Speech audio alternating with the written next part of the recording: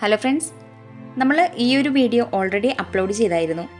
ചെയ്യുന്ന സമയത്ത് നല്ല വ്യൂസ് വന്നായിരുന്നു. പക്ഷേ കമൻസ് 21 കമൻസ് വന്നതിൽ എല്ലാം ബാക്ക്ഗ്രൗണ്ട് മ്യൂസിക് കാരണം ഒന്നും കേൾക്കാൻ കഴിഞ്ഞില്ല എന്ന് പറഞ്ഞിട്ടായിരുന്നു.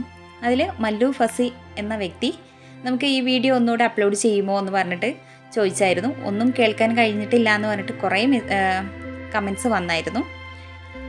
അപ്പോൾ നമ്മൾ ഈ ഒരു വീഡിയോ ഒന്നുകൂടെ നമ്മൾ അപ്ലോഡ് ചെയ്തിട്ടുണ്ട്. ഓക്കെ, മുട്ടുകുത്തി യാചിക്കുന്നതിനേക്കാൾ നല്ലത് നിവർന്നു നിന്ന് മരിക്കുന്നതാണ്. തള്ളിപ്പറഞ്ഞവരും തള്ളിക്കളഞ്ഞവരും തിരികെ വിളിക്കുന്ന ഒരു സമയം വരും. അതുവരെ കാത്തിരിക്കുക. പരസ്പരം പരിഗണിക്കുന്നതിലൂടെയാണ് ഓരോ ബന്ധവും മനോഹരമാകുന്നത്. മാറ്റാൻ കഴിയാത്തതിനെ ഓർത്ത് വിഷമിച്ചിരിക്കാതെ സ്വയം തിരിച്ചറിഞ്ഞ് വളരുന്നിടത്താണ് നമ്മുടെ വിജയമുള്ളത്. തോറ്റു എന്ന് നമ്മൾ സ്വയം പ്രഖ്യാപിക്കും വരെ വിജയിക്കുവാനുള്ള ആ ഒരിടം എപ്പോഴും ബാക്കിയുണ്ടാകും. താഴരുത്. ഓർക്കുക, താഴും തോറും നമ്മളെ ചവിട്ടിത്താഴ്ത്താൻ ഒരുപാട് പേരുണ്ടാകും. നിങ്ങളുടെ ജീവിതം നിങ്ങൾ ഒരിക്കലും സ്വപ്നം കാണരുത്. നിങ്ങളുടെ സ്വപ്നങ്ങൾ വേണം ജീവിച്ചു തീർക്കാൻ. അഹങ്കാരം എന്നത് ജ്ഞാനത്തെ കെടുത്തുന്ന ഒന്നാണ്. ഒരു മനുഷ്യൻ തൻ്റെ ജീവിതത്തെ ഓർത്ത് വിലപിക്കുന്നതിനേക്കാൾ ചിരിക്കുന്നതായിരിക്കും ഏറ്റവും ഉചിതം.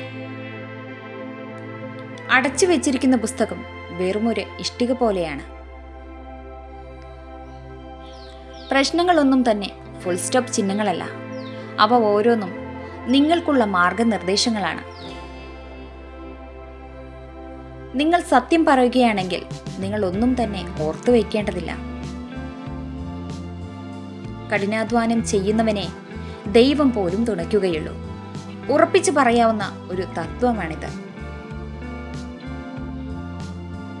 100 ഭീരുക്കൾ ചേർന്നാലും ധീരമായ ഒരു തീരുമാനം അവിടെ ഉണ്ടാവുകയില്ല.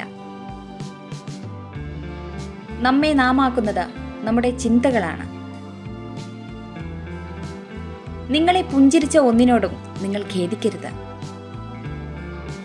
നിങ്ങൾ നിങ്ങളെ തന്നെ ആത്മാർത്ഥമായി സ്നേഹിക്കുന്നുണ്ടെങ്കിൽ നിങ്ങൾക്കൊരിക്കലും മറ്റൊരാളെ വേദനിപ്പിക്കാൻ കഴിയുകയില്ല.